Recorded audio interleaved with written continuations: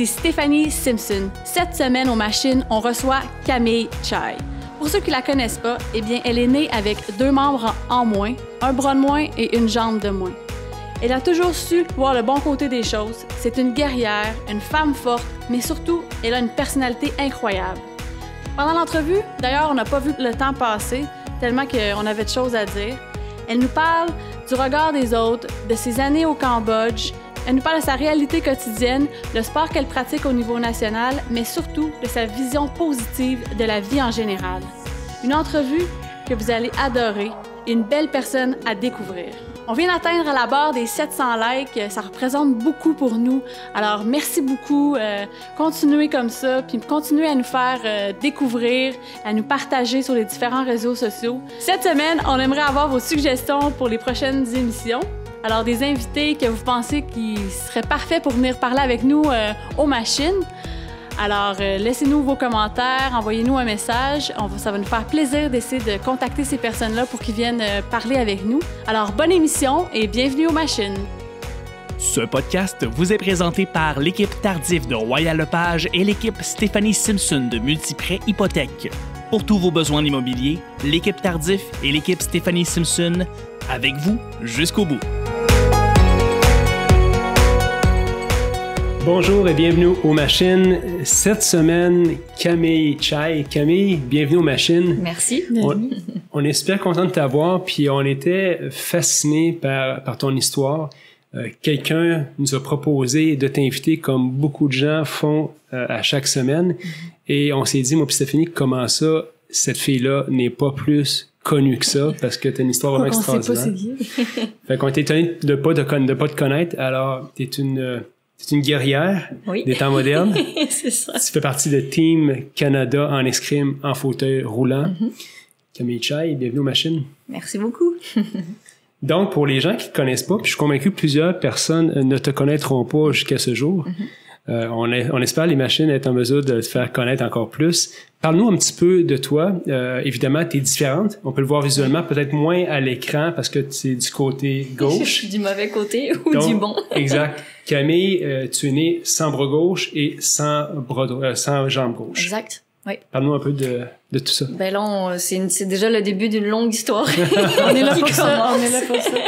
Mais en fait, je suis née sans bras ni jambe gauche et c'était inconnu, la cause en fait de ma malformation était inconnue de tous. Donc autant de ma famille, de mes parents que des professionnels qui suivaient ma mère pendant sa grossesse. J'ai toujours en fait du plaisir à raconter cette histoire parce que je trouve qu'il y a un petit peu comment dire, d'inconnu ou de mystère dans cette situation-là, mais quelque part, c'est ce qui fait mon bonheur. Je dirais ça comme ça. Dans le sens que, à l'époque, quand ma mère était enceinte, ils ont pris une seule échographie et, comme par hasard, ils ont juste vu le côté droit. Aïe, aïe. Donc, il y avait carrément une chance sur 2 qui voient ma malformation, mais ils ont rien vu. Donc, quand je suis arrivée, mon père était présent à l'accouchement et c'est lui qui en premier a vu qu'il y avait quelque chose qui clochait avec moi. Ah ouais, hein? Et oui, et quand je suis arrivée, quand je suis née, il y a une infirmière qui m'a prise, qui m'a amenée dans une petite salle à côté pour me mettre dans une couverture, mais ça a duré quelques secondes. Mon père a vu qu'il y avait quelque chose, mais il a pas eu le temps d'en parler à ma mère tout de suite. Donc, quand l'infirmière est tout de suite revenue, elle a dit tout va bien, vous inquiétez pas, votre fille est en bonne santé. Elle dit, mais, il y a un petit problème. Puis là, elle dit, il lui manque un bras. Puis mon père, il dit tout de suite, il dit, oui, puis une jambe aussi. Non. Parce que lui, il avait vu. Fait que c'est de là où tout a commencé. Et mes parents m'ont toujours dit que j'étais leur premier enfant. Donc, pour eux, un premier enfant, vous-même qui en avez, c'est toujours, tu sais, j'imagine, c'est excitant, c'est un cadeau de la vie. Donc ma mère a dit, c'est comme quand on sait qu'on va recevoir un cadeau, on a hâte de le déballer puis de voir ce qu'il y a dedans. Fait que eux, c'était ça, ils avaient hâte de voir leur fille. Elle dit, bon, c'est comme si notre cadeau était un petit peu abîmé, mais elle dit, on t'a aimé quand même tout de suite. Incroyable. Ouais, fait que c'est pour ça que, et tu sais, c'est ça, ils m'ont dit, on n'a pas, on t'a tout de suite aimé avec ta différence, puis on s'est dit, finalement, c'est juste un bras et une jambe. si elle a tout ce qu'il faut, si elle est en bonne santé, c'est sûr que ce qui les aurait plus inquiétés, si j'avais eu des problèmes tu sais, d'organes ou au niveau de la santé, mais là, un bras, une jambe, ils se sont dit, mais si elle a toute sa tête, si on veut, on peut. Si cette petite fille-là, elle a la volonté de faire les choses, ils se sont dit, il y aura rien qui va l'empêcher plus tard de foncer dans sa vie. Et j'ai plein d'autres histoires à vous raconter depuis ce temps-là qui, effectivement, le prouvent. Moi, j'ai juste une question pour toi qui me vient en tête. L'échographie a été prise côté droite. Voilà. Si l'échographie avait été prise côté gauche? Déjà posé la question Et personne ne m'a jamais posé cette question-là. C'est une super bonne question. Si l'échographie avait été prise du côté gauche, je pense que... Bon, je vais dire, mes parents sont qui ils sont. Donc, je pense qu'au final, ils m'auraient élevé de la façon dont ils m'ont élevé. Mais, ce que mes parents me disaient, parce que les gens leur disent souvent, si on avait été à votre place, on n'aurait pas su quoi faire, on aurait paniqué ou ça aurait été la fin du monde de savoir qu'on allait mettre au monde un enfant avec un handicap. Puis mes parents se sont dit, aïe, oui, si c'était arrivé, ils disent peut-être qu'on aurait peut-être trop tourné ça dans notre tête, les gens nous auraient peut-être influencés. Tu sais, la fameuse question, est-ce que vous le gardez? Est-ce qu'on a un terme à la grossesse? Parce que, en fait, la question qu'il te manque un bras, une jambe, c'est presque secondaire à la question principale, es-tu en santé, cet enfant-là? Voilà. C'est ça. Mais voilà. Mais eux, ils pouvaient pas savoir ça. C'est ça, ils pouvaient pas le savoir. Ben non, exact. Mais si on part avec la première idée qu'on sait pas encore si ça va être en santé, mais par contre, on sait déjà qu'il manque 2 morceaux sur 4, ben oui, ils ont raison de se poser la question. Donc, je pense que ils ont été contents. Ben, en fait, c'est parce mes parents ont toujours fait confiance à la vie. Et c'est pour ça qu'ils se sont dit, on est très bien, on est très content avec ça. Il y a rien qui arrive pour rien. Il y a rien qui arrive pour rien. Voilà, c'est drôle quand même que le hasard fait en sorte que c'est sur l'autre côté. Sur l'échographie, il y a rien qui paraît. Ben oui.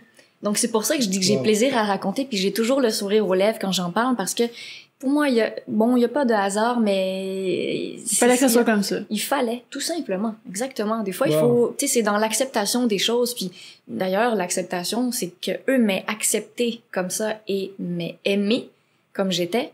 Moi, j'avais tous les ingrédients qu'il me fallait pour démarrer ma vie en tant que petite fille. C'est 2 bras, 2 jambes ou la moitié, si mes parents m'aiment. Mais au final, j'ai tout ce qu'il me faut. Puis à partir du moment où là tu grandis tranquillement, tu réalises qu'il te manque des morceaux. Exact. Comment ça se passe ces moments-là dans ton enfance? C'est à l'école et tout. Oui, ben là c'est ça devient intéressant parce que comme on vient d'en discuter, la première partie appartient plutôt à mes parents. C'est la vision que eux ont sur moi, sur leur propre enfant, qui est déjà une très belle vision, je trouve. Mais après, quand je grandis, ben effectivement, là c'est que je prends conscience et surtout, ce qui déclenche ça, c'est le regard des autres sur moi. Tout le monde, on le vit, hein, quand on est jeune, quand on va à l'école. Tout le monde, de toute façon, on a nos différences. Puis on sait c'est quoi se faire pointer du doigt ou se faire appeler par d'autres noms que notre nom. Donc, c'est là où j'en ai pris conscience. Et je vous dirais que je pense que jeune, quelque part, j'ai pas eu le choix de comprendre des choses de la vie, peut-être un peu plus rapidement que d'autres. Parce que je comprenais la curiosité des jeunes. Je comprenais pourquoi ils me pointaient du doigt. J'étais consciente de ma différence et comme j'étais bien dans ma peau, c'était pas un problème. Beaucoup de personnes me demandent ça a dû être difficile la période de ton enfance, de ton adolescence, t'as dû avoir une période noire ou plein de questions. Mais curieusement, non. J'ai pas vécu ça de cette façon-là parce que j'étais curieuse et ouverte. J'adorais aller à la rencontre des gens. Il y avait ce qui m'agaçait le plus, je me souviens quand j'étais jeune, c'était les enfants qui me demandaient tout le temps pourquoi il te manque un bras de jambe, puis le lendemain ils revenaient puis ils reposaient encore la même question. Fait que là, je me disais mon Dieu, j'ai une cassette dans la tête puis il faut que je fasse replay à chaque jour. Mais en même temps, ça venait pas m'affecter parce que je comprenais qu'ils comprennent peut-être pas. Il y a des enfants qui pensaient que juste en me touchant, ils allaient perdre leur bras, tu sais, ils pensaient que c'était contagieux. Il y en a d'autres qui sont... En fait, j'ai compris très tôt que le fait d'être handicapée ou d'être différente, j'étais un élément déclencheur pour beaucoup, autant les enfants que les adultes. Et un élément déclencheur, soit je les déclenchais dans un vécu qui pour eux était agréable ou désagréable. Donc, tu sais, quand je vous dis que j'ai dû rapidement apprendre à saisir des choses, tu sais, des choses plus subtiles, des sensations, l'intuition, quelqu'un qui est mal face à moi. Je captais tous les regards. C'est comme si j'ai développé un sixième sens. Je savais que même si quelqu'un était derrière, je savais s'il était en train de me regarder ou pas. Et d'ailleurs, ça a été quasiment pour moi un jeu, un peu, parce que, tu sais, par exemple, quand je prenais l'autobus quand j'étais adolescente, quand il y avait un enfant avec sa mère qui me voit, mais l'enfant, il est innocent, il est pur, il est spontané, donc il va poser la question. Fort, puis voilà, l'entendre. Oui, devant tout le monde. Maman, pourquoi il lui manque un bras et une jambe? Mais qui est la personne la plus inconfortable dans cette situation-là? Ben oui, c'est la mère. Fait que là, moi, quand je vois que tout ça arrive, ben, j'allais dire, je me croise les bras, mais non, c'est pas vrai. C'est comme si je me cale dans mon fauteuil, je me dis, bon, qu'est-ce qui va se passer? Tiens, on va bien rigoler, puis j'attends de voir la réaction de la mère, qu'est-ce qu'elle va dire, comment elle va se sentir. Et j'en ai vu de toutes les couleurs. Est-ce que tu as eu des réactions surprenantes? Est-ce qu'il y a des choses qui t'ont étonné du bon côté? Oui. Par exemple, même ça, c'est il y a pas longtemps, il y a quelques mois, ça s'est passé, j'étais en train de faire l'épicerie. Et il y a un père avec ses 2 petits garçons. Et le père me voit dans l'allée. Je pense que le père avait un peu un problème de peau. Et il vient me voir, il me demande, est-ce que je peux te présenter à mes enfants? Alors qu'il me connaît pas du tout. Mais moi, c'est des situations comme ça que j'adore. Pour moi, c'est un peu des petits cadeaux de la vie. Parce que quand je dis que j'aime le contact, la relation, l'échange avec les gens, ben là, ça vient à moi tout seul. Et cet homme-là, je sais pas, hein, là, c'est mon interprétation. Je me dis peut-être que lui, avec sa peau un peu différente, ben, il vit peut-être il est un peu différent. Donc, j'imagine qu'il a vu en moi une façon ou un élément qui pouvait enseigner en plus. À ses enfants. Exactement, à ses enfants. Puis moi, mais tout de suite, j'ai dit, mais oui, bien sûr. Fait que c'était beau parce qu'il est venu chercher les 2 petits-enfants qui étaient un petit peu timides. Mais tout de suite, j'ai commencé à leur expliquer, à leur montrer, venez toucher à la jambe si vous voulez, c'est comme une jambe de poupée ou de robot, puis ça m'empêche pas de faire ce que je veux dans la vie. Donc c'est des très très très beaux moments que je vis. Et en contrepartie, des fois il y a des parents qui savent pas quoi dire, qui sont pris. Fait que, des fois je les laisse un peu patiner parce que tu sais je me dis quelque part c'est à eux. Ils ont quelque chose à apprendre là-dedans. Exactement, ils ont quelque chose à vivre pour eux-mêmes. Mais après par la suite je vais un peu briser la glace, puis c'est moi qui vais aller vers eux puis qui vais commencer à leur parler. Mais il y en a qui sont mal, puis qui disent on fait pas ça, on pointe pas ou ça se dit pas. Mais quelque part l'enfant a complètement le droit de poser une question. C'est une nouveauté.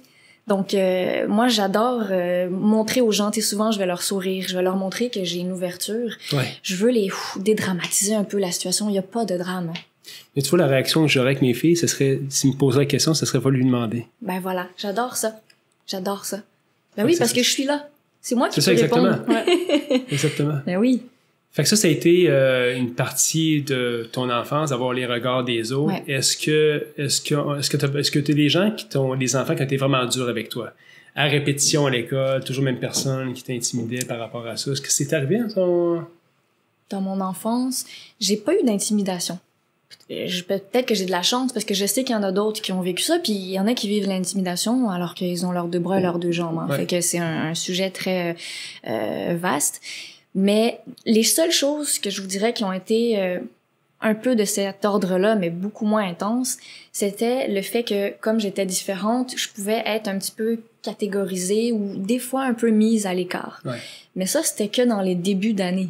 Quand, par exemple, j'arrivais dans une nouvelle classe où il y avait des nouveaux élèves, quelque part, il fallait que je fasse mes preuves ou il fallait du moins que je montre qui j'étais, point à la ligne, parce qu'ils savaient pas qui j'étais.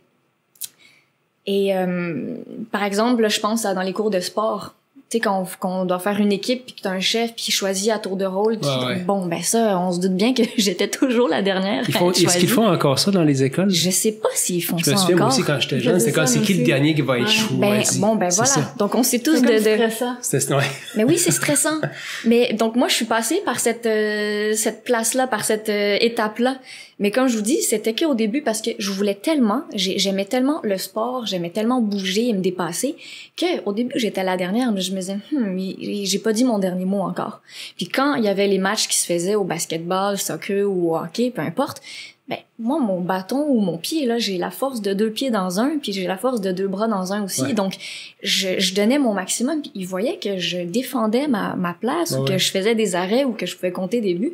Donc au fur et à mesure, ben il y en avait d'autres qui attendaient derrière moi pour être choisis pour faire les équipes. Ça te faisait plaisir. Ben oui, c'était une énorme fierté. C'est pour ça que je vous dis, c'était un peu à moi de montrer qui j'étais, parce que j'aurais pu choisir de me renfermer puis de m'isoler moi-même. Donc c'est là où je trouve ça intéressant, parce que souvent on se laisse mettre des barrières par les autres, par leur regard que eux posent sur nous. Mais si moi je suis consciente de mes capacités, de mes forces et de aussi mes difficultés. Puis ça, je fais une petite parenthèse pour revenir à ce qu'on a dit tout à l'heure, mais le fait que mes parents m'aient tout de suite aimé, puis qu'ils m'aient fait confiance, puis qu'ils m'aient dit go, vas-y, va explorer le monde, va faire ce que tu veux. Si tu veux monter en haut du gros toboggan, ben vas-y. Puis même si les gens autour trouvaient ça un peu fou, que mes parents me laissent tester des choses ou faire du sport ou des activités un petit peu, avec un petit risque de danger de tomber, de se faire mal au genou, ben moi ça m'a permis de justement de grandir. Ben oui, puis d'être consciente de quoi j'étais capable parce que je l'avais testé. Donc par exemple pour moi un moment où je vivais au primaire un moment de gloire un peu, c'était quand je jouais au ballon poire. Là, t'as pas de problème, hein? Non, j'avais pas de problème. Puis à chaque midi, quand c'était la récré du midi, drôle, ben j'avais mon propre ballon poire que mes grands-parents m'avaient offert. Et j'étais la reine donc du ballon poire, et le but de bien des élèves, c'était moi ce midi je veux battre Camille, fait que j'avais une file. Donc moi je battais, mais vous comprenez, moi pour moi c'était extra. Donc tu sais quand on parle d'intimidation ou de non, parce que je l'ai comme transformé dans su faire ta place au travers. Exactement, j'ai su faire ma place. Puis le ballon poire, ben tu sais, il y avait tellement de longues files que moi je donnais tout encore une fois, tu sais, j'étais intense. Fait que c'est drôle parce que c'est quand j'arrivais après ça en classe puis que par exemple il fallait écrire dans mon cahier, ben mon écriture était toute saccadée parce que mon bras il tremblait tellement je l'avais vidé de son énergie, mais pour moi ça valait tellement plus la peine. C'est cool ça. Tu as parlé de tes parents dans le fond qui dès le début dans le fond ils t'ont accepté puis aimé. Tu penses-tu que si ça aurait été différent, que ça aurait eu un parcours différent? Je suis pas mal sûre que oui. Parce que je pense que ça, c'est une équation, là. C'est A plus B. S'ils m'avaient surprotégé, s'ils avaient eu peur de tout, s'ils s'étaient toujours remis en question, donc beaucoup dans le doute, parce que c'était élever un premier enfant tout court, mais en plus avec un handicap, ils auraient pu s'arracher les cheveux. Puis je pense, ben malheureusement, il y a certains parents qui le vivent, ça, tu sais, qui ont un peu plus de difficultés. À faire confiance à la vie ou à laisser les choses aller leurs enfants. Exactement. Puis là le terme de la surprotection, c'est encore une fois un sujet qui me touche énormément puis que je trouve tellement important, parce que surprotéger en fait pour moi c'est le parent qui projette sa peur sur son enfant. Ouais, tout à fait. Mais l'enfant est capable de tellement de choses, on est tellement surpuissant, on parle des machines, mais oui, l'être humain est une machine, donc il faut lui faire confiance. Même quand il fait ses premiers pas sur la terre, même un bébé est une machine. Donc, je pense que oui, ça aurait pu être différent. En fait, l'effet que ça a, c'est, bon, oui, j'ai connu mes capacités physiques, mais là-dedans, dans la tête, mental. Ben voilà. Donc, je suis sûre que ça aurait eu un impact différent. J'aurais pu avoir un énorme manque de confiance en moi ou un manque d'estime de moi. Puis ça, ben ça va changer les lignes directrices de la vie d'un être humain, je pense. Tu racontais dans une entrevue que tu as fait que, entre autres, tes parents, puis dans la même lignée, tes parents, quand tu tombais par terre quand tu étais petite, tes parents ne te relevaient pas, ils disaient « relève-toi ».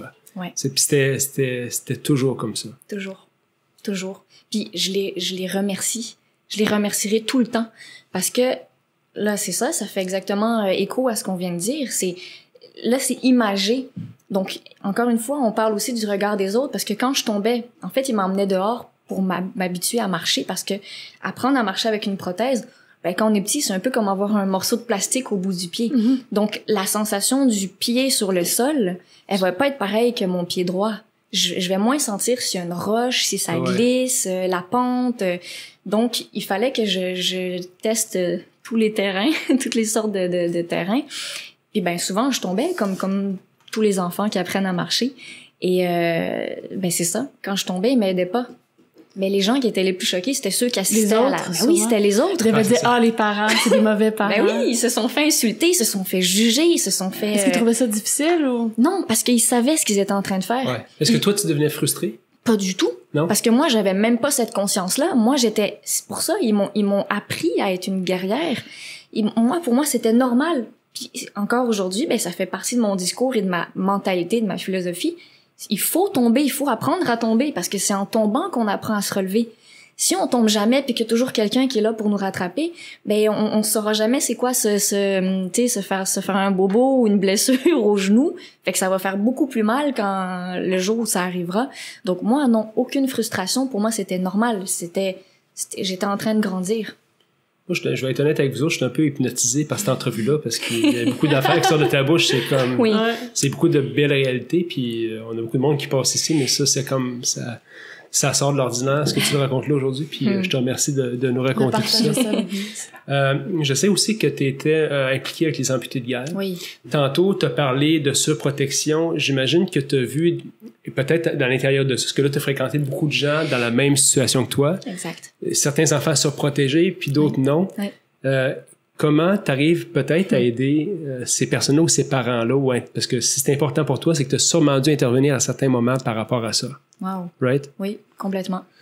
Comment ça se passe? Ben, en fait, au sein de l'association des amputés de guerre, comme tu dis, j'en ai vu de toutes les couleurs aussi. Et ma façon d'intervenir, ben, c'est parce qu'on le voit. On voit dans le comportement d'un enfant. On voit un enfant qui va, par exemple, à qui il manque l'avant-bras ou juste la main. On voit l'enfant, par exemple, qui va toujours porter des manches longues, puis va toujours tirer sa manche pour cacher son bras.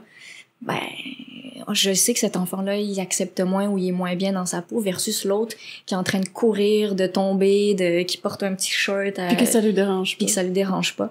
Donc, moi, évidemment, je peux pas être insensible à ces personnes-là parce que je sais ce que c'est. Moi, je le vis bien, tant mieux pour moi. Mais j'ai envie que les autres se sentent bien aussi. Donc, ma façon d'intervenir, c'était donc auprès de l'enfant, d'aller vers lui, mais des parents surtout, parce que c'est les parents qui s'inquiètent. Ou je veux pas mettre ça sur la faute des parents, mais tu sais, souvent les enfants vont vivre un petit peu dans la même vision que les parents. Donc, et l'association a un programme qui s'appelle entre autres les mères solidaires, où c'est justement ils vont nous jumeler. Donc moi, ils me jumelaient à un enfant qui avait à peu près le même type de malformation ou de handicap. Et pendant la fin, parce qu'en fait, on faisait des séminaires. Donc, on faisait une fin de semaine à chaque année ou à chaque 2 ans quand j'étais jeune. Et ben cette famille-là savait qu'ils pouvaient venir me poser toutes leurs questions. J'étais un peu comme leur pas leur bouée, mais j'étais là pour les guider. Wow. Ouais. Fait que c'est leur montrer que c'est possible. Parce que là, ils voient un enfant qui est plus vieux que le leur, puis ils voient comment on est épanoui, donc ils voient que c'est possible. Tu sais, des fois, quand on dit il faut le voir pour le croire, mais je pense qu'il y a des parents qui ont besoin de le voir. Oui. Est-ce que tu dois pas te battre, mais est-ce que tu dois insister avec certains parents, des fois, pour qui adhèrent à cette vision-là, qui est totalement réaliste, je pense, puis la meilleure? Est-ce que tu dois, des fois, tu sais, tu dis, écoute, t'aimerais s'en faire plus, mais... Ouais, c'est eux qui freinent. Ouais. J'ai jamais tant vu ça, parce qu'au final, les parents... Ils veulent le bonheur de leurs enfants. Voilà. Donc, ils ont pas intérêt à être réfractaires ou à se freiner à ce que je dis, parce que je pense que de toute façon, il y en a pas long à dire, hein, au final. Juste que c'est possible. Là. Juste que c'est possible. Puis moi, je crois beaucoup en, tu sais, justement, l'attitude, le non-verbal, ce qu'on dégage. Ben, les parents, ils voient tout ça, puis on dirait que ça les apaise. Donc, non, c'est pas difficile de les convaincre, parce que tout ce dont on parle, en fond, c'est de l'amour, là. On veut juste que les parents, que les enfants soient aimés, puis que ça roule, quoi. On a parlé un petit peu de ton enfance. Parle-nous de l'adolescence. Quand tu deviens une femme, les choses changent un petit peu. Oui. Là, comment ça se passe, ces moments-là de ta vie? Comme quelqu'un qui vit avec la différence, comment tu as vécu ça, toi, de ton côté? Encore une fois, c'est une époque intéressante pour moi, parce que comme je vous dis, j'avais un regard sur moi. Je me rendais compte des choses qui changeaient. Je me rendais compte de, par exemple, le regard des autres, mais là, le regard des garçons sur moi, ça aussi, c'était autre chose. ben là, je devenais une jeune femme, tu sais, en parlant du secondaire, tout ça, comme toutes les autres filles, ben j'avais le goût de me sentir belle, j'avais envie de plaire aux autres garçons, j'avais hâte d'avoir mon chum comme toutes mes amies qui ont eu leur chum avant moi. Comment dire, je savais, parce que en fait, quand j'étais au secondaire, j'ai pas eu de chum ou de relation amoureuse en tant que telle. Moi, oui, il y avait des garçons que je pouvais trouver beaux, mais c'était tout. Mais je comprenais qu'on était peut-être encore trop jeunes à cette époque-là. Je parle encore une fois de, tu sais... Est-ce que tu savais ça à ce moment-là? Oui. Ah ouais, je le savais. Je me souviens encore de moments... des moments où j'étais avec moi-même, tu sais, quand je faisais ma toilette ou quand j'étais dans la salle de bain en train de me préparer, je réfléchissais à tout seul, puis je me souviens de ma petite voix intérieure qui me disait « Camille, il faut que tu sois patiente. C'est normal. » Je me dis « C'est normal. Un garçon de quoi 15, 16 ans. » Déjà qu'ils sont moins matures que 15, 16 ans. Oui, désolée. Mais on va dire les choses comme elles sont. Ben c'est pour ça, je me dis bon, OK, un garçon de mon âge, bon, un peu moins mature. Je me dis c'est normal qu'il va choisir une fille qui a tous ses morceaux versus celle à qui il manque le bras et la jambe. Mais je le voyais de façon très légère. J'étais en paix avec ça, même si oui, j'avais hâte que mon tour arrive quand même. Fait que le fait que j'ai attendu ça un peu plus longtemps, ça fait que au moment où là j'étais devenue femme pour de vrai, ben j'ai tellement plus savouré le moment. Puis là, on parle beaucoup de l'intimité aussi, hein, parce que le corps change. Et comme tout le monde, on l'a tous vécu aussi, tu sais, par exemple, d'être vu nu pour la première fois, ben c'est quelque chose quand même. Moi, je sais que c'est quelque chose, c'est différent. Je me disais, il y a personne dans sa vie qui s'est dit, moi, un jour, je vais, tu sais, ma blonde ou je veux que la femme... Il va manquer de... Ben non. Fait que tu vois, encore une fois... Mais c'est drôle, hein, le concept, parce que de toute façon, si tu te fais avoir nu par quelqu'un d'autre, c'est pas facile pour personne. Ouais. Ben non. Même si on a... Ben oui, même si on a... Même s'il manque des morceaux, right? Ben oui, exact. Fait que tu sais, encore une fois, ça m'a fait encore découvrir une autre dimension de la vie où je me dis, bon, ben OK, c'est à moi de le vivre à ma façon. Est-ce que t'appréhendais ça ou... Pas tant. Non? Pas tant, curieusement. Tu sais, vous voyez à quel point c'était fluide, c'était naturel pour moi. Je suis comme ça, puis de toute façon, si tu m'aimes comme je suis. Parce que si tu en veux une qui a 2 bras, 2 jambes, ben t'as le choix en masse, sors dehors, tu vas en voir plein. Tantôt avant l'émission, parce que beaucoup de gens n'entendent pas ce qu'on se dit souvent avant l'émission, je parlais d'Anne-Sophie Brunetta, qui est une... Tu parlais pendant l'émission? Des fois, je me répète. Non, ça parle avant. OK. Puis elle me disait ça justement, elle dit, il y a beaucoup de gars qui me disaient, ben si t'avais tous tes morceaux, ça serait, tu sais, je sortirais avec toi. Ben c'était ça que... Puis moi, je comprenais pas ce concept-là quand elle me parlait de ça, mais c'est ce que t'avais comme commentaire aussi. Ben oui, exactement. Même que j'ai su plus tard, j'avais une amie à moi qui m'avait dit un garçon qui était très beau quand on était plus jeune au secondaire. Puis es-tu moins beau aujourd'hui? J'ai aucune idée. J'ai aucune idée d'où il est. On ne dira pas son nom. Mais il avait dit à mon ami, il dit Camille, il dit je la trouve super jolie, j'aurais pu être intéressée, mais il dit le fait qu'elle soit handicapée, ça me freine. Il dit je me verrais pas sortir avec une fille avec un handicap. Ben c'est parfait. Pour moi, c'est parfait parce que quelque part, lui-même il s'annonce lui-même que c'est pas possible. Fait que moi, en fait, je perds pas mon temps. Tu sais, vous comprenez, les garçons qui sont pas intéressés par ça, mais ils s'éliminent d'eux-mêmes. Donc, c'est super. Ça me laisse, je me concentre plus sur ceux qui, ben, quelque part, vont avoir peut-être une plus grande, ben, je veux pas dire qu'ils sont immatures, les autres, parce qu'ils ont le droit, là, de pas être à l'aise avec ça. Mais, je savais que j'allais avoir besoin de rencontrer un homme qui allait être, qui allait avoir une très belle ouverture d'esprit, mature, simple, l'amour, voilà, hein, c'est tellement plus gros que tu sais, un corps parfait ou quoi que ce soit. Tu sais, je suis en couple aujourd'hui, puis pour lui, il dit, mais dis-moi, je te trouve belle, point à la ligne, comme t'es. Fait qu'il dit, c'est suffisant pour moi. Wow. On a parlé, ben, t'étais ici, en fait, parce que la personne qui nous a approché pour te recevoir, c'est quelqu'un qui savait que tu faisais de l'escrime. Oui. C'est quasiment secondaire dans le récit que tu faisais de l'escrime. Mais le sport dans ta vie, t'as lâché le ballon poire à un moment donné, t'as fait autre chose. Oui. Qu'est-ce qui a été le sport après dans ta vie? Ben là, on parle de l'escrime, mais avant que l'escrime entre dans ma vie, j'ai fait plein d'autres sports parce que j'avais soif de d'aventure, j'avais soif d'adrénaline, de découvrir des choses. Puis j'avais aussi ce qui m'intéresse. En fait, je suis une femme très sensorielle. Je suis à la recherche de sensations parce que mes sensations sont différentes. Tu sais, tout faire à une main, toujours me tenir plus en équilibre sur une jambe, ça change un petit peu mes interactions avec le monde extérieur. Donc, puis je peux vous donner des exemples plus précis après. Mais pour répondre à ta question, au secondaire, j'ai fait partie du club de ski. Donc, j'ai fait du ski alpin. J'étais inconsciente. C'est-à-dire que j'étais pas experte du tout, mais j'aime beaucoup la vitesse, j'aime les sensations fortes. Alors moi, en débutante, j'allais sur les pistes expertes, puis c'est une fois rendue en haut que je me disais ça descend tout seul ici, hein? je contrôle rien. Puis une fois, ça m'est arrivé je descendais donc une piste experte et je regarde en bas puis je me rends compte que mon ski gauche faisait ça comme ça. Fait que je me dis ça c'est mon pied de prothèse qui commence à se dévisser et je me dis il suffit que je prenne un bloc de glace ou une petite bosse pour que ça me fasse dévier de ma trajectoire puis que je finisse dans le champ ou je sais pas quoi. Donc bref, j'ai vécu plein de petites situations un petit peu cocasses comme ça. Mais donc, le ski a été un sport que j'ai beaucoup aimé. J'aime aussi beaucoup le badminton. J'ai fait un petit peu de tennis. Hey, ça, c'est le sport que je suis la plus nulle. Le badminton? J'ai comme pas de coordination. Mais c'est ça qui est fou. Donc, tu sais, par rapport juste à ce que tu me dis, la coordination, c'est... Pas le choix d'en avoir, là. En fait, on fait avec ce qu'on a ou on doit se débrouiller parce que moi, avec un bras, une jambe, quand je joue au badminton, je suis folle. Je me jette par terre, je me fais mal aux genoux, mais c'est pas grave, j'ai mal à un seul genou. Donc, il y a l'autre qui encaisse plus le coup, mais...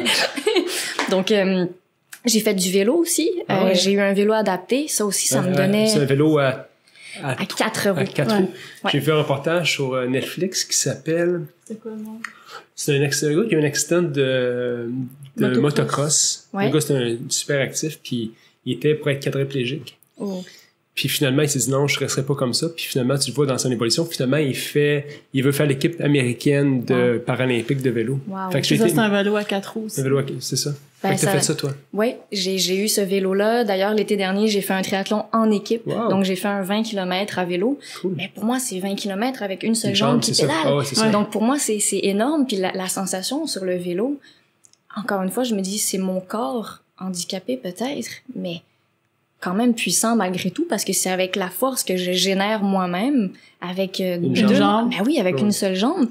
Puis je me dis j'arrive à me déplacer, mais moi j'étais fière de juste partir de chez moi, d'aller au dépanneur. Je me dis c'est tout moi qui me suis rendue là, c'est tout moi qui ai fait ça. Donc ça me donnait une belle sensation de liberté puis d'accomplissement. Puis même ça dans ta tête d'enfant, même si c'était moins que ce que les autres faisaient, tu te comparais jamais à ce que les autres pouvaient accomplir. Parce que c'est ça la clé un peu là-dedans aussi, c'est que si tu commences à te comparer t'es foutu. à ce qu'un enfant... c'est comme dans n'importe quoi, tu peux toujours te comparer. Oui. Il y a tout le temps quelqu'un qui est meilleur. Ou oui, mais je pense c'est très humain ça. Ouais. Je pense qu'il faut qu'on... Tu sais, j'ai fait des études pour être thérapeute en relation d'aide, j'ai appris plein de belles choses aussi, puis justement, je trouve que sur le travail sur soi, il faut accepter que oui, il y a des fois où on va se comparer. Mais après ça, c'est ressortir quoi de cette situation-là? OK, je me rends compte que je me compare à quelqu'un. Ah, ça veut dire que j'ai peut-être une petite insécurité. C'est quoi cette insécurité-là? D'où elle vient? Comment je me sens? Souvent, en dessous de l'insécurité, qu'est-ce qu'il y a? Mais il y a des peurs. Ben, c'est quoi ces peurs-là? Puis finalement, oui, il y a des peurs qui sont réelles, mais souvent, les peurs sont juste là pour nous faire peur, mais il faut se rendre compte que derrière, on a tout un autre... il y a un moteur qui est là quand même, il y a quelque chose qu'on peut aller chercher, une force en nous. Donc, je me comparais pas tant parce que je voyais que j'étais quand même capable de faire beaucoup. Puis oui, j'ai appris à être fière, soit des petites choses ou des gros accomplissements. Je savais que c'était important d'être fière de ces choses-là parce que c'est ce qui fait qu'on avance quand même au final. Puis même qu'avec ma mère, très jeune, on parlait de cette image-là parce qu'on parlait des obstacles, des embûches. Parce que bon, tu sais, on parle de tout ce qui est fort, tout ce qui est la force et tout ça, mais il y a des difficultés aussi que j'apprends à ne pas banaliser. Parce que jeune, j'étais plus dans justement la performance puis montrer que je suis forte. Hein. C'est aussi un personnage qu'on peut avoir. Il y a une réalité de force, mais il faut trouver l'équilibre dans chaque... Ben oui, c'est ça. Donc là, en ce moment, je suis beaucoup en train de travailler ça, de plus apprendre à... OK, on va juste freiner un petit peu, pas obligé de toujours... T'as pas à prouver ça. Exactement. T'as pas à tout prouver, en fait. Non, exactement. Exact. Bon. Puis comment que c'est venu l'escrime? Oui. Elle a mis un X. L'escrime. Mais pour moi... C'est une nouvelle forme. Oui, c'est ça. Mais pour moi, c'est un mystère un peu, ce sport-là. J'ai toujours regardé ça, puis j'ai appris, en fait, en regardant ton vidéo, que c'était un contact magnétique. Ben, pas magnétique, mais électrique. Électrique, oui. Mais parle-nous de l'escrime. Vraiment, comment c'est arrivé dans ta vie. Puis parle-nous de l'escrime en général, parce que c'est un mystère pour moi. Ben, c'est pas très connu. Non, c'est pas un sport connu, je vous l'accorde.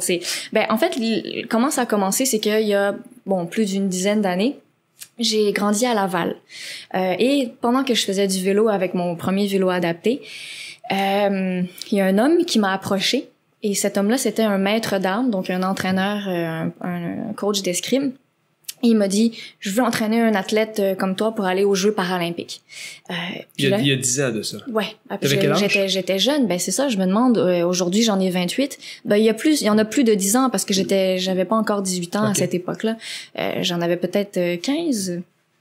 Mais donc quand cet homme-là m'a dit ça, ben moi je me dis yes, un nouveau défi.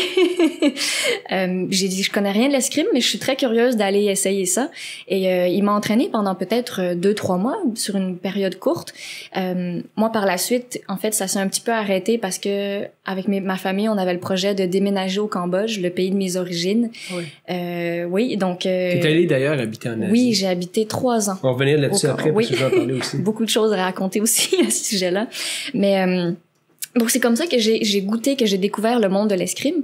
Le temps a passé, j'ai vécu 3 ans au Cambodge, je suis revenue ici, j'ai continué mes études et c'est il y a à peu près 2 ans, un ami à moi qui travaille dans le domaine du sport, qui m'a un peu réveillée, il m'a dit mais Camille, pourquoi tu te relances pas dans un sport d'élite? Il dit il me semble que tu as tout ce qu'il faut pour ça, puis go, fonce. Puis je me suis dit pourquoi pas retourner à l'escrime, j'ai déjà un peu commencé ça, j'avais aimé beaucoup les sensations. Donc c'est comme ça que je suis allée contacter Pierre Mainville qui est un des membres de l'équipe nationale en fauteuil. Et c'est lui qui m'a un peu introduite à l'équipe, qui m'a pris sous son aile. Puis après ça, il y avait les autres aussi de l'équipe, Mathieu, Sylvie. Ils m'ont tous un petit peu montré à leur façon, c'était quoi un peu le monde de l'escrime. Pour que vous ayez une idée à quoi ça ressemble, donc tout le monde est en fauteuil roulant. Donc même si moi, dans la vie de tous les jours, je marche avec une prothèse, au moment des combats, tout le monde doit enlever ses prothèses. Il n'y a plus rien. Puis est-ce qu'il y a un niveau, parce que dans certains sports, il y a un niveau d'handicap dans le fond? Oui. Il y a les catégories. Exactement. Puis toi, t'es quoi? Moi, je suis dans la catégorie A, donc il y a A, B, C. OK. A, c'est ceux qui, comme moi, peuvent marcher, donc ont généralement une force physique plus élevée que les autres parce qu'en fait, on a nos abdos. Donc, on a quand même, c'est ça, on a une force. Contrairement à ceux qui sont dans la catégorie B, pas qu'ils sont pas forts, évidemment, mais c'est ceux qui sont souvent paralysés des jambes ou qui sont toujours en fauteuil roulant dans leur vie courante. Donc, c'est comme ça un peu qu'on catégorise les adversaires parce que y a personne qui a le même handicap, il y a personne qui... Non. Donc, tu sais, il faut arriver à mettre quand même une certaine... équilibre là-dedans. Exactement. Et donc, tout le monde est en fauteuil roulant. Le fauteuil est fixé à une plaque en métal sur le sol. Donc, il y a pas de déplacement en fauteuil, sinon ça aurait plus d'allure, là, tu sais, moi, je pourrais pas techniquement. Je dois tenir mon arme. Moi, c'est ça. Je pourrais pas me déplacer. C'est ça. Est-ce que c'est, puis je veux pas te couper, mais c'est la question qui me vient en tête, c'est que tout d'un coup, t'es mobile, puis là, on dit tu vas t'asseoir dans un fauteuil roulant. Oui. C'est une bonne question parce que, tu sais, pour être honnête avec vous, en ce moment, là, aujourd'hui, au moment où je vous parle, j'ai beaucoup de réflexions par rapport à l'escrime, par rapport à l'énergie que ça me demande, la réalité en tant qu'athlète de, tous les jours, je dois aller m'entraîner, traîner mes choses, quand je vais en compétition, pousser mon fauteuil. Comme tu dis, moi, je vis pas avec un fauteuil, donc j'ai pas de lien tant. Ouais, c'est ça. J'ai pas de lien. Toi. C'est pas moi. Exact.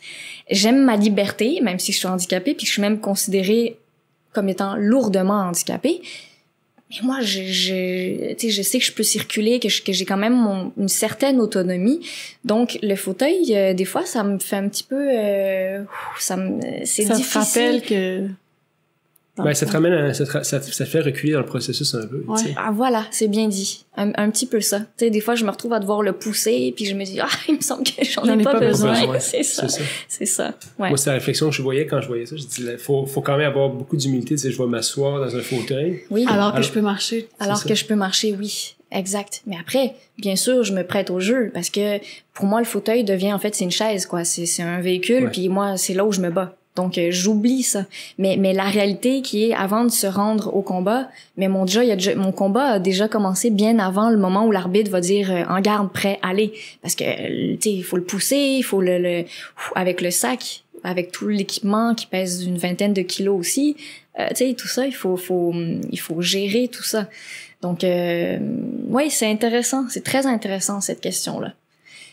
Et donc, ben, ce que j'aime aussi par rapport à ce sport-là, comme je vous disais, c'est que tout le monde enlève leurs prothèses.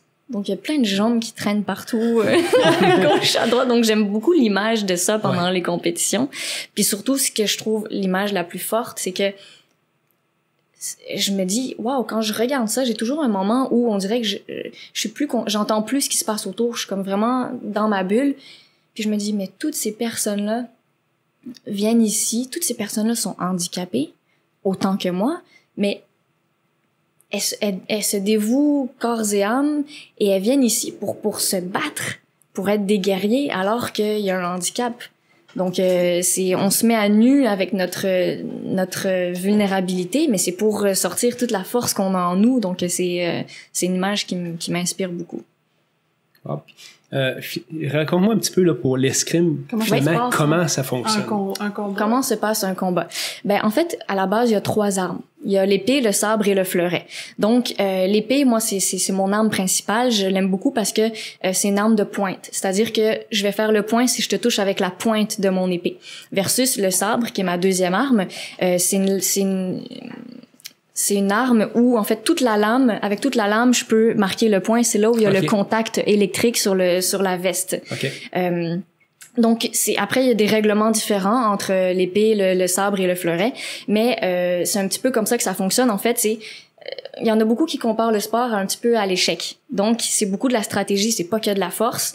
Il faut savoir, quand on entend le « en garde, prêt, aller », il faut déjà avoir en tête notre idée d'attaque. Donc, est-ce que déjà en partant, je veux attaquer ou je veux me défendre parce que c'est pas trop clair dans ma tête, je sais pas nécessairement comment l'autre va réagir. Il faut apprendre à lire l'adversaire. Là, t'as pas le visage de l'adversaire pour lire. Pas beaucoup parce qu'il y a le masque, mais c'est pas tant le visage qu'il faut lire de toute façon parce que c'est le corps. Ben oui, c'est le corps parce que moi c'est ma cible. C'est là où je vais aller marquer mes points. Donc il faut observer, tu sais ce que par exemple Pierre dans mon équipe me dit souvent, lui il observe souvent l'épaule. C'est ça qui va te montrer si est-ce qu'il va dégainer, tu sais, est-ce qu'il va attaquer, est-ce qu'il recule, est-ce que c'est le corps. Fait qu'il c'est une analyse constante, mais en plus d'analyser l'autre, mais il faut que je sache moi qu'est-ce que je fais, il faut que je sois consciente que est-ce que je suis en train de donner mon corps à l'autre puis d'être une cible parfaite ou est-ce que je me protège bien puis je fais quoi. Tu sais, fait que c'est un enchaînement de mouvements. Donc à l'épée, c'est quand même très direct. Si les deux se touchent en même temps, les deux ont un point. Ah oui. Versus au sabre, il y a une question de convention. La convention, en fait, c'est juste une règle qui dit que, là, je vous fais ça très simple, mais c'est la première personne qui va initier un mouvement d'attaque qui a la priorité. Donc, si j'initie un mouvement et en plus je réussis à aller te toucher, ben je vais avoir mon point. Même si l'autre a essayé de me toucher de l'autre côté ou en même temps, il a pas le droit parce qu'il était un petit peu passif au début. Donc, c'est déjà... c'est dur à juger quand même. Ben, c'est ça. C'est une autre game. C'est ça. Mais ça dure combien de temps? Hein? Ça dure... Ben, en fait, le sabre, c'est tellement explosif et rapide que ça peut durer 2, 3, 5 minutes. C'est des combats de 5 en général. Et quand on se rend plus loin, par exemple, au deuxième tableau, là, ça va être des combats de 15 points. Donc, 5 et 15 points. Mais un combat de 5 points, ça se fait tellement rapidement. Il faut être présent, quoi. Je voyais tes entraînements qui semblaient, tu faisais de la musculation, tu voyais faire de la musculation en gym. Je voyais aussi certains entraînements qui étaient assez répétitifs. Tu sais, t'es assis, tu vas faire je sais pas comment vous appelez ça, là, quand tu vas toucher l'adversaire, mais je voyais que c'était très Une touche. Ouais. Une touche. Ouais. Commencer à s'entraîner en escrime. C'est intense. Ouais. C'est très intense. Ben, je dirais que tous les sports sont intenses, c'est du sport. Mais l'escrime demande beaucoup de force, de tonus, de cardio, puis moi, dans mon cas, c'est que j'ai juste un bras. Tous mes autres adversaires, ils ont tous leurs 2 bras. OK. Donc, c'est un avantage, mais un désavantage à la fois, parce que l'avantage, c'est que, bon, avec mon bras, évidemment, je tiens mon épée ou mon sabre, puis normalement, les autres, avec leur bras gauche, vont se tenir, il y a une petite poignée sur le bord du fauteuil, et elles doivent absolument garder la main dessus en tout temps pendant le combat. Si elles lâchent, c'est une faute, on arrête. Donc, moi, jamais je pourrais commettre cette faute-là parce que jamais je vais le lâcher, jamais je la touche. Sauf que, donc, ça me permet d'aller plus loin pour aller toucher mon adversaire. Mais par contre, quand je dois esquiver une attaque et retourner derrière puis presque me coucher, à 180 degrés, ben, j'ai pas de bras pour me retenir. Ouais. Donc, c'est tous mes abdos qui doivent travailler en contrepartie. Donc, c'est très demandant parce que je suis toujours, en fait, dans un déséquilibre. T'sais, on parlait de coordination ou d'équilibre, Ouais. Trouver un équilibre dans tout ce qu'on fait. Mais en fait, c'est ça, je suis en constante recherche de mon équilibre. Puis moi, je fais le parallèle avec ma vie de tous les jours. Ben moi aussi, à chaque fois que je marche ou que je fais quelque chose, il faut que je trouve mon équilibre dans ma... même s'il me manque une jambe, avec la prothèse des fois qui va plier toute seule, ou si je marche sur une roche, hop, la jambe, elle va peut-être plier différemment. Donc, c'est un gros challenge. Est-ce que vous êtes attaché dans le fauteuil? Moi, oui. OK. Tous ne le sont pas parce qu'ils en ont pas besoin, mais moi, juste le fait que j'ai pas mon bras gauche, quand je fais une fente qu'on appelle pour aller devant, je peux tomber de mon fauteuil, là. Fait que c'est les sangles qui me retiennent, ouais. Ça, je trouvais ça fort, l'image d'être attaché dans un fauteuil alors que t'es mobile, tu sais. Mais oui. Ça, Mais oui, il faut accepter ça, c'est complètement, ouais. Puis ça demande à peu près combien d'heures d'entraînement par semaine? En fait, en général, c'était une moyenne d'une dizaine d'heures. Mais ça, c'était au début quand j'allais vraiment à fond. Là, ces derniers temps, quand je vous disais tout à l'heure que je suis un petit peu en réflexion, ça me demande beaucoup. Il y a une réalité avec plein de détails que je nommerai pas maintenant, mais qui font que en ce moment, je trouve ça un peu plus compliqué. J'ai un petit peu une fatigue. Parce que puis tu as un travail aussi en même temps. Ben là, c'est ça. Moi, c'est parce que j'ai pas de travail à temps plein. Mm-hmm. Parce que le fait de m'entraîner ne me permet pas ça. Mais mon travail, c'est de donner des conférences. Je donne des conférences de motivation. J'ai la chance d'animer ma 2e émission au mois de février-mars prochain. J'aime beaucoup la télévision. C'est quoi l'émission encore pour les gens qui écoutent? Oui, ça va être... Le titre de l'émission, c'est 3, 2, 1, on bouge. Okay. Donc, ça va être pour la chaîne Ami Télé. Donc, en fait, le but, c'est d'aller tester des activités physiques pour encourager les personnes ayant un handicap à sortir de chez elles, tester n'importe quoi. Puis pas dans la performance ou juste sortir. Pour se dépasser. Mais oui, pour qu'elles prennent conscience que, oui, elles ont un handicap, mais elles sont capables de beaucoup plus. Elles le savent peut-être pas. Elles sont peut-être que c'est des personnes qui sont un peu prises dans l'état de la victime. Ouais. Donc nous, moi je veux les voir sous un autre jour là. Je veux voir la chenille se transformer en papillon et donc le but de cette émission là c'est ça, c'est de tester ces activités pour montrer que c'est possible. Donc je vais avoir un co-animateur qui est Yves Touga, qui est aveugle mais qui est très sportif. Yves vous le connaissez peut-être. Il est massothérapeute. Il a fait une émission de télévision aussi de cuisine. Oui, exactement. Ouais. Il a fait cette émission-là, il fait de la boxe aussi. Ouais. Donc, j'ai la chance de co-animer cette émission avec Yves. Donc, j'ai vraiment de vivre tout ça. Puis après, on va avoir aussi une portion de l'émission qui va être une table ronde où on va recevoir des spécialistes et on va discuter un petit peu de du mieux-être, de la santé, voilà, à quel point c'est important de bouger. Ouais. Ben, t'es une bonne ambassadrice pour ça parce que justement je pense que tu donnerais le goût à tout le monde de dire écoute mes problèmes sont mineurs puis je pense même à ces gens-là je pense à quelque part fait que ben j'espère bien. Cool. Merci. T'as des frères, des sœurs? Oui. Plus jeunes? Oui. Un frère et une sœur plus jeunes que moi. Donc mon frère a 2 ans de moins et ma sœur elle en a 4 ans de moins. Comment ils se comportent face à leur grande sœur? C'est vrai, qui est différente. Oui, j'en ai pas parlé tout à l'heure dans mon enfance, mais ils ont joué un rôle clé aussi, évidemment. Parce que dans ma famille, on est très liés. Donc, ils savent que leur grande sœur est différente, mais reste que je suis leur grande sœur quand même. Et moi, j'ai joué mon rôle de grande sœur tellement à cœur que ça faisait pas une énorme différence parce que nos parents nous ont élevés de la même façon. Donc, ils m'ont pas aussi mis sur un piédestal ou quoi que ce soit. Pas de privilège. Non, pas de privilège parce que il faut apprendre la vie. J'allais dire à la dure, mais sans non plus. Tu sais, faut faire les choses comme elles sont. Donc, j'avais même une notion de protection envers eux. Donc mon frère, je l'adore, ma sœur, je l'adore. On avait une chimie, une unicité.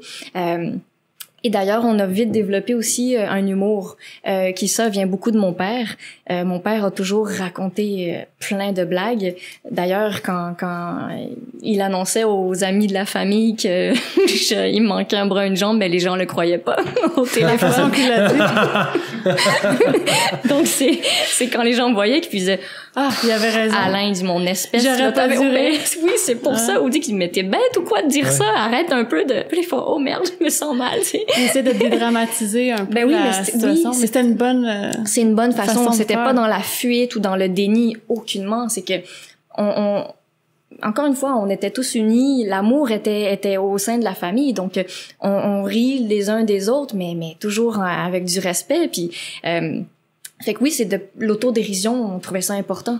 Donc moi, ma sœur, quand elle me présentait à ses amis à l'école, elle me dit, c'est ma demi-sœur. C'est pas faux. Ouais, c'est pas faux. C'est pas faux. Les questions venaient après. Mais oui, exact.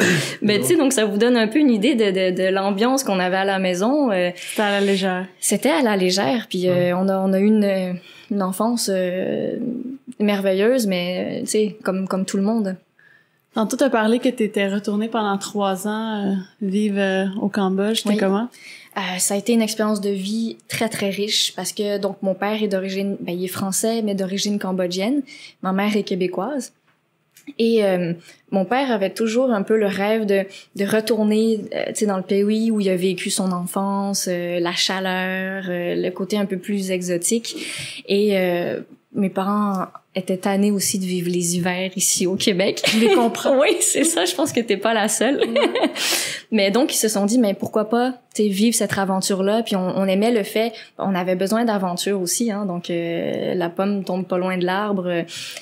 Donc, on était tous partants pour vivre ce genre d'aventure parce qu'on a vendu notre maison. On était très bien. On avait 2 chiens à ce moment-là. On les a mis en cage. Ils ont pris l'avion avec nous. On voulait vivre le trip de, en fait, arriver dans un autre pays où personne n'était allé, sauf mon père, et de se retrouver pendant un moment dans le monde, mais sans avoir de maison, sans avoir rien, mais juste nos valises, mais surtout, on était les 5 ensemble. Et ça a été une magnifique expérience de vie. Est-ce que c'était planifié pour être permanent? Quand vous étiez parti? En quelque sorte, oui. En quelque sorte, oui. Mais mes parents étaient conscients qu'on allait, à un moment donné, repartir parce que nos études, le travail, ils se doutaient que les 3, on n'allait pas nécessairement y trouver notre compte, tu sais, sur place là-bas. Donc, ça faisait partie un peu ils s'y attendaient. Mais mes parents, ils sont encore en ce moment. Donc, moi, je vais les voir en vacances une fois par année. C'est le meilleur des 2 mondes parce que j'ai un chez moi là-bas, j'ai un chez moi ici. Mais, tu sais, c'est un pays où il y a eu la guerre. De 1975 à 1979, le pays était sous le régime de Pol Pot, donc ils ont vécu vraiment l'enfer. Et pourtant, on appelle le Cambodge le pays du sourire, parce que quand on voit les habitants, ils nous regardent et nous accueillent avec un sourire, alors qu'ils sont en reconstruction, ils ont plus grand chose, ils ont perdu de la famille, des amis, des enfants, donc c'est très touchant. D'être en contact avec ce peuple-là, les Cambodgiens. Et quelque part, c'est le pays de mes origines aussi, donc ça m'a permis de comme reconnecter avec un morceau de moi que je connaissais pas avant. Les valeurs de la famille, par exemple, ils sont très solidaires entre eux. Je vois qu'on est beaucoup comme ça aussi dans ma famille. Et mes parents, ma mère m'a dit dès le début, elle a dit à mon frère, ma sœur et moi, elle dit, les enfants, elle dit, je vous demande une chose, c'est de ne pas oublier votre regard d'émerveillement que vous avez eu quand vous êtes arrivé. Tu sais, de voir, c'est une autre planète, là. C'est comme les gens disent, c'est un bordel organisé. C'est le chaos là-bas. Ça roule dans tous les sens. Il y a des feux de signalisation, il y a des stops, mais personne les fait. Il y a des câbles qui pendouillent, il y a des singes qui se promènent dans la ville. Il y a une vache, tu dois t'arrêter parce qu'il y a des vaches qui traversent la route. Donc, c'est un autre monde. Donc, oui, on était émerveillés de découvrir tout ça, mais elle voulait justement nous apprendre à ne pas prendre les choses pour acquis, puis de voir la beauté qu'il y avait dans ce pays-là aussi. Il y a eu la souffrance, mais il y a tellement de belles choses aussi. J'ai vécu plein de moments qui m'ont marqué. Pour moi, être allé vivre au Cambodge, ça m'a ouvert le cœur parce que à cause de la guerre, il y a eu des mines aussi. Les gens sont sur des mines. Puis ce qui est incroyable, c'est que moi, j'en ai croisé des gens victimes de ça. Donc, des personnes qui ont des prothèses ou des bouts de bois accrochés à leurs moignons, leurs bras, leurs jambes. Mais moi, je les vois dans des conditions, je me dis, mais je sais là qu'ils sont pas bien puis qu'ils pourraient tellement avoir mieux. On est en 2018, la technologie, mais pourtant, eux n'ont rien de tout ça. Donc, moi, c'est quelque chose qui vient beaucoup me chercher. Au début, quand je parlais pas encore la langue... c'est difficile de leur parler puis de... c'était difficile, mais en même temps, il y avait quelque chose qui se passait dans le regard. Parce qu'il y a quelque chose où on est très solidaire, hein, on se comprend. Et moi, j'avais une seule envie, c'était de donner ma jambe à une personne qui en avait pas, mais malheureusement, ça se donne pas, ça. Tu sais. Mais moi, je roulais en Ferrari à côté d'eux. J'étais presque gênée qu'ils voient ma belle jambe. Ouais, t'avais un malaise. Ben oui, j'avais un malaise. J'ai envie de donner ça. Donc, encore, vous voyez des expériences riches où des fois, il faut apprendre à vivre avec pas grand-chose ou ne serait-ce qu'une coupure d'électricité. Ça arrive souvent là-bas. Mais aujourd'hui, on est tellement dépendant de la technologie, il faut que tout arrive vite, qu'on ait tout au bout d'électricité ici. Ouais, qu'est-ce qu'on fait? Nous, pas ouais, c'est la fin du monde ou il y a tout qui s'arrête. Mais là-bas, l'électricité, c'est une chose parmi tant d'autres. Ils ont une autre vision de la vie, du temps. Ils sont bouddhistes. C'est complètement une autre planète. Donc, ça a été... puis même moi, j'ai vécu aussi des situations un peu inconfortables dans mon corps, puis oui, liées à mon handicap. Je sais pas si vous connaissez les toilettes turques. Ah oui, c'est que tu mets un petit bonhomme. Oui, c'est ça. Ou c'est littéralement un trou dans le sol. Ouais. Ben, moi, pour mettre un petit bonhomme, c'est juste ma jambe droite qui doit me tenir. Fait que là, tu sais, je dois être accroupie. Il faut que ça se fasse vite, là, parce que sinon, je tiendrai pas, tu sais. Wow. Fait que juste ça, pour moi, la première fois que je suis arrivée devant une toilette turque, comment je fais ça? Mais c'est comme ça là-bas en majorité? En majorité, oui. Bien sûr, il y a des toilettes comme on connaît nous, mais souvent, quand tu t'éloignes un petit peu de la ville, ou même en ville, dans un vieil édifice où il y a pas une toilette comme ça, ben j'ai pas le choix, là. Trouver des trucs. Ben oui, il faut trouver des trucs. Donc, c'est encore une autre forme d'adaptation.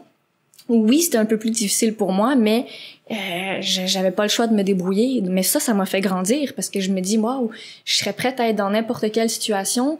Ça sert à rien de se plaindre ou de... Même la chaleur, c'est tellement humide et chaud. Mais moi, sachant qu'il me manque le bras et la jambe, mais du même côté, je dépense 75% plus d'énergie que vous pour me rendre d'un point A à un point B. Même avec ta prothèse. Même avec ma prothèse. Ah oui, hein? Parce que le corps est débalancé. C'est ça. À chaque pas, je dois aller rechercher mon centre de gravité. Fait que c'est pour ça que je boite un peu. Puis porter des prothèses, c'est chaud. C'est comme si je portais un peu une armure. Donc avant, je portais une prothèse de bras. Là, aujourd'hui, j'en porte plus. J'en porte plus depuis que je suis allée au Cambodge. Parce que c'est là que je me suis dit, non, il fait trop chaud pour porter ça. Je veux me sentir bien et libre dans mon corps. Puis entre-temps, j'ai appris à me débrouiller, à tout faire avec une main. Mais la chaleur, au début, là, c'était pas dans mon habitude de me plaindre. Mais là, je me plaignais de la chaleur et c'était difficile. Mais ça devenait fatigant pour tous. Puis là, à un moment donné, je me suis dit, ça sert à rien de se plaindre, le soleil, il sera là tout le temps. Donc, je me suis dit, c'est à moi de prendre sur moi puis d'accepter. Tu sais, je reviens beaucoup à l'acceptation dans tous les sujets qu'on aborde, mais ça fait tellement la différence pour tout. Tu sais, pour moi, c'est la vision, c'est le point de vue qu'on a sur quelque chose. Soit ça va faire que c'est une belle expérience ou ça va être négatif puis Fait que... Surtout du point que tu peux rien changer. Non, c'est ça. On peut rien. Tout ce qu'on peut changer, c'est justement... La façon de penser. C'est la façon de penser. Donc, j'ai aussi, encore une fois, appris beaucoup de choses sur le pays, mais sur moi-même aussi. Qu'est-ce qu'ils faisaient comme travail, tes parents? Mon père vend des portes et des fenêtres. Donc, il faisait ça ici, déjà au Québec. Ah oui. Et là-bas, il a démarré sa propre entreprise pour faire ça. Ma mère, ici, travaillait à la télé. Elle était régisseur de plateau. Donc, elle a travaillé à Météo Média, TQS. Là, je remonte un peu dans le temps, mais elle a fait Garden Party. Ça. C'est ça. Qui fait ça, Garden Party, donc? C'était-tu? Là, elle va m'entendre puis elle va dire « Allez, Camille, je t'en parle tout le temps. » Mais c'était Garden Party avec... Non, j'ai plus son nom. Ça va nous revenir. Ça va nous revenir. Mais ouais. Wow. T'es resté 3 ans? Je suis restée 3 ans au Cambodge. Ouais. Qu'est-ce qui a fait le déclic que tu dis que bon là, il est temps que je revienne? Ouais, ça, c'est que tes parents sont restés là-bas. Oui, mes parents sont restés là-bas. Puis là, on revient sur cette question-là, puis pas de problème, mais il y avait une question que je vais te poser aussi tantôt, c'est que t'es seule à l'école là-bas. Fait que réponds à la question à Steph en premier, mais j'oublie mes questions, sinon il faut que je te la pose. Aucun souci. Mais en fait, bon, ce qui a fait que je suis partie de là-bas, c'est que à un moment, ça a été un petit peu sur un coup de tête. T'sais, je me suis dit, OK, je vais retourner, j'avais mes études à continuer ici. Il me restait 2 cours à faire pour finir mon cégep. Fait que je me suis dit, bon, allez, pourquoi pas, mais ça a été vraiment sur un coup de tête. Et ça a été un petit peu dur parce que mes parents s'attendaient pas à ça. T'sais, 2 semaines avant que je parte, je disais que j'allais rester là-bas 10 ans. Puis tout d'un coup, j'étais en couple à ce moment-là, puis c'était un peu un projet ensemble. Fait qu'on s'est dit, bon, on part encore à l'aventure. Donc, c'est ça qui a fait que j'ai quitté le Cambodge. Mais pour répondre à ta question, Maxime, je suis pas allée à l'école là-bas parce que le niveau justement académique correspondait pas au. Il n'y a pas d'équivalence. Il y avait pas d'équivalence là où moi j'étais rendue dans mes études.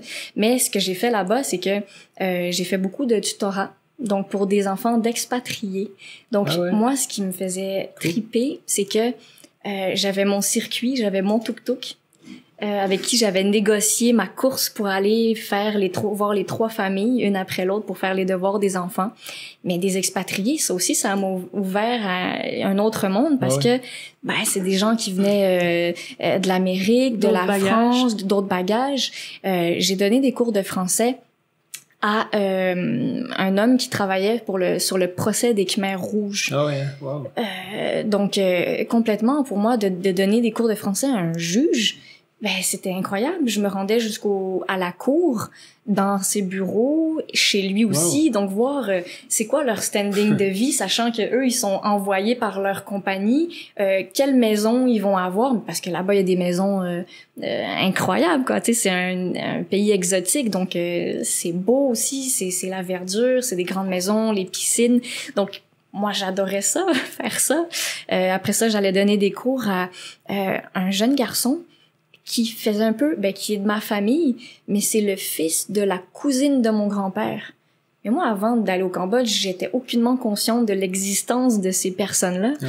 Et pourtant, j'arrive là, puis là, je rentre chez eux, je me dis, mais mon Dieu, c'est ma famille, ça, dans un décor complètement nouveau. Donc, j'ai vécu, des tellement belles expériences là-bas.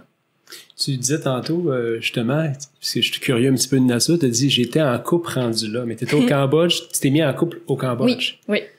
Avec quelqu'un? C'était un Français qui était là dans une mission humanitaire. Wow. D'ailleurs, c'était mon premier copain. Donc, c'était quand j'avais 20 ans, à peu près. Ouais, c'était autour de mes 20 ans que j'ai eu mon premier copain. Donc, tu sais, quand on disait tout à l'heure, je savais que ça allait prendre plus de temps. Puis... Voilà, c'est ça. Je suis plus avec lui aujourd'hui, évidemment, mais ça a fait partie de mon expérience de vie aussi là-bas, au Cambodge, de vivre ma première relation de couple. Puis quand t'as grandi, t'es devenu, à 20 ans, t'es devenu adulte. Ouais. Les relations, finalement, parce que t'as dit, je savais que j'allais devoir être patiente. Oui. Est-ce que finalement, quand t'as commencé à fréquenter des gars, t'as eu la chance d'avoir plusieurs chums comment ça s'est passé pour toi? Ce que j'ai remarqué, c'est qu'à partir du moment où, là, les hommes commençaient à être plus ouverts ou réceptifs, mais en fait, c'est parce que même jeune, je me rendais compte que je me faisais draguer par des hommes, mais beaucoup plus vieux que moi. Ah ouais? parce que des fois j'avais des discussions avec des gens où une certaine maturité que oui, c'est ça, je pense qu'ils sentaient ça en moi, donc ils avaient ils venaient un peu me draguer, mais donc à partir du moment où là oui, je pouvais plus vivre mes propres histoires, ben je me rendais compte que les hommes qui étaient intéressés à moi me le disaient, ils disaient mais je sais pas ce qui se passe, mais oui, je vois bien qu'il te manque un bras, une jambe, mais ils disent tu dégages. Puis tu sais, je veux le dire avec humilité, mais c'est ça, c'est eux qui me disaient ça. Ils disaient on voit que tu dégages, voilà, une confiance. Puis tu sais, pour moi c'est important, je veux marcher la tête droite. Tu sais, fait que tout ça, ça se sent et c'est ce qui les attire. Mais je pense que c'est ce qui attire n'importe quel homme chez une femme, tu vois, de la voir qu'elle se sente belle et qu'elle se sente épanouie. C'est ce qui fait que. Même j'avais la discussion avec Stéphanie justement cette semaine. Oui. On dit ça quand tu deviens un homme mature, tu sais. Mais je pense que si tu compares à ce qui se passait quand tu étais plus jeune, disons que tu es une très belle fille, mais compare avec une très belle fille qui a tous ces morceaux, qui, elle, avait pas nécessairement développé la personnalité que t'as. Ouais. Parce que dans le fond, ça venait facilement. Fait que c'était comme, regarde, tu sais, je vais avoir des relations faciles avec tout le monde. Fait que le reste, c'est comme, ça devient un peu, pas secondaire, mais t'as pas à faire l'effort de dire, regarde, moi, je suis qui? Comment je vais me développer pour avoir des relations complètement honnêtes avec quelqu'un? Non, exactement.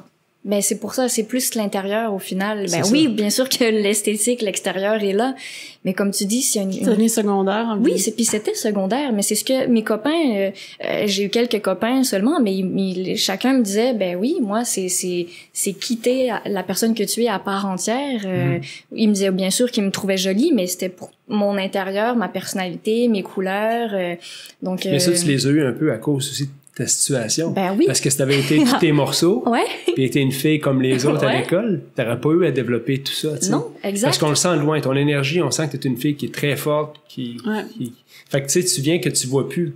Ben c'est ça, mais les gens, puis les gens me le disent, hein, même mes amis, ils disent Camille, on oublie. Ben oui, on oublie qu'il te manque un bras, une jambe, si on va faire une activité, ouais, fais ça, puis je fais Puis ils le disent, mais moi ça me fait plaisir en fait de me faire dire ça parce que oui, je suis Camille avec un bras une jambe, ben sans un bras une jambe, mais je suis pas juste ça non plus là. C'est puis souvent les gens me demandent est-ce que t'aurais aimé avoir 2 bras 2 jambes, tu sais, si on disait demain c'est la question facile. Hein? Ben ouais, exact. Mais non, parce que moi c'est ce qui fait que je suis unique. J'aime bien ça parce que ça me fait la vision ou la personnalité que j'ai aujourd'hui. Ben je pense que c'est teinté par le fait que je suis handicapée puis que j'ai eu mon expérience de vie qui m'a menée jusqu'à aujourd'hui. Moi, ma jambe, on le voit pas, mais j'ai une prothèse de jambe, c'est un tube métallique. J'ai vu des gens qui ça montait assez haut quand même. Ça monte haut parce jusqu'à l'hanche. Ben oui, parce qu'en fait, ma malformation, c'est comme si sur une jambe normale, du genou au pied, c'est que cette partie-là de la jambe que j'ai, puis ça commence à ma hanche. Ouais. Donc j'ai pas de fémur et au bout de cette partie de jambe là, j'ai un petit pied avec seulement 4 orteils. Ah ouais, oui, oui, les gens s'attendent pas à ça. J'ai vu dans ton émission, tu l'enlèves ta prothèse, on le voit. Oui. Mais j'avais pas je pense qu'il y avait un pantalon quand ça. Non. Quand tu te changes dans le vestiaire. Oui, c'est ça. On voit complètement que j'enlève ma prothèse. Mais c'est pour ça. Donc, puis moi, ma jambe, c'est un peu ma signature. Ça fait partie de mon style quand je m'habille le matin ou quand je vais à un rendez-vous. Ben, je choisis de mettre ma jambe en évidence ou pas. En fait, je veux toujours mettre ma jambe en évidence parce que elle fait partie de moi. Jeune, j'appelais ma prothèse ma complice. Ben oui, c'est ma complice. Tous les mauvais coups que je fais, elle est toujours là avec moi, tu sais, façon de parler. Ou c'est elle qui m'aide à me rendre, tous les kilomètres que qu'elle a à son actif, cette jambe-là, ben c'est précieux pour moi. Il faut que j'en prenne soin parce que sans elle, j'aurais moins la liberté que j'ai aujourd'hui. Donc non, ça fait partie de moi, puis je suis très bien comme ça. Y a-tu un sport que tu aurais faire, puis tu aurais aimé faire, puis tu dois te résigner, tu dis ça, Maxime, je peux pas le faire, mais j'aimerais ça le faire? C'est dur de répondre à cette question-là parce que oui, j'aimerais un peu toucher à tout. C'est pas tant un sport, mais tu sais, quand je dis que j'aime l'adrénaline ou la vitesse, j'aurais aimé être pilote de course, par exemple. Okay? C'est un rêve que j'aurais aimé faire. Je sais pas si c'est possible à une main, mais bon. Mais sinon, des sports... en fait, je pense que c'est beaucoup des sports où ça va demander d'avoir les 2 bras. Je pense que c'est ça qui est le plus difficile, selon moi, pour un sport. C'est ça qui va me freiner, je pense. Mais je sais pas vraiment quoi te répondre. Est-ce que tu pourrais courir? Ah ben voilà, tu réponds à ma question pour moi. Courir, je peux un petit peu, mais je suis pas... c'est pas agréable parce que ça fait mal. Ça fait mal, la façon dont ma jambe est faite avec la prothèse, à chaque pas, ça fait que ça taperait. Et tu sais, j'ai beaucoup d'irritation puis de blessures aussi, de mal, j'ai beaucoup mal au dos.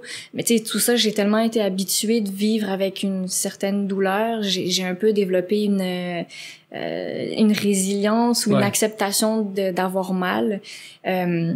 Mais donc courir, c'est ça. J'aimerais pouvoir me dire là que je sors dehors puis que je m'en vais exactement partir faire un sprint. J'aimerais connaître cette sensation-là avec mon corps que je peux pas vraiment. Donc ouais, ça c'est les choses je pense auxquelles j'aimerais le plus goûter. Parce que là tu me fais penser à justement comme je disais tout à l'heure que je suis très sensorielle. Ben c'est ça, moi je veux ressentir les choses dans mon corps. Je trouve c'est ça qui me je sais pas, qui me tient en vie. Ben j'ai évidemment appris à me débrouiller vraiment beaucoup avec tu sais ma main, j'ai une dextérité qui est un peu plus développée. Donc par exemple, je sais très bien comment faire une boucle à une main.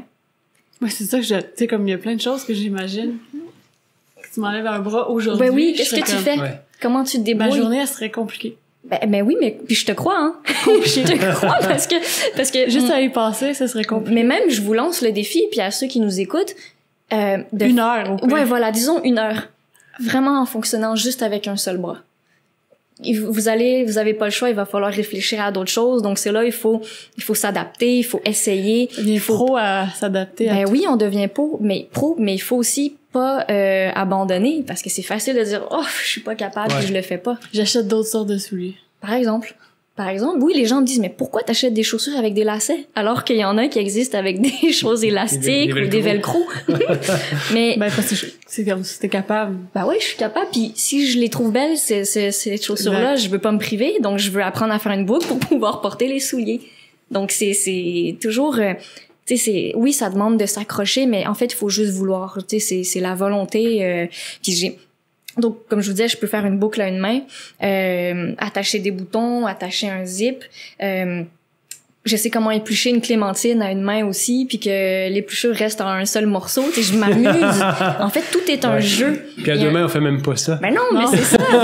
Donc, vous voyez, il y a des choses que je sais que je peux pas faire à une main ou à une jambe, mais ce que je vais faire, ce que j'ai trouvé comme truc, c'est que je vais me nourrir d'observer une chose que je peux pas faire. Comme je dis souvent, mon exemple, ça va être de, par exemple, porter des talons hauts. Je peux pas porter des talons trop... Moi non plus. Bon, ben voilà, ça me rassure. Mais quand je vois une femme qui passe avec des talons, mais je la regarde et c'est comme si j'essaie de ressentir dans mon corps la sensation. Donc je me nourris, puis c'est comme si je le vis un peu de cette façon-là. Donc je reste pas prisonnière de ma situation non plus. Puis quand je vous dis que tout est un jeu, j'ai appris à par exemple couper un citron.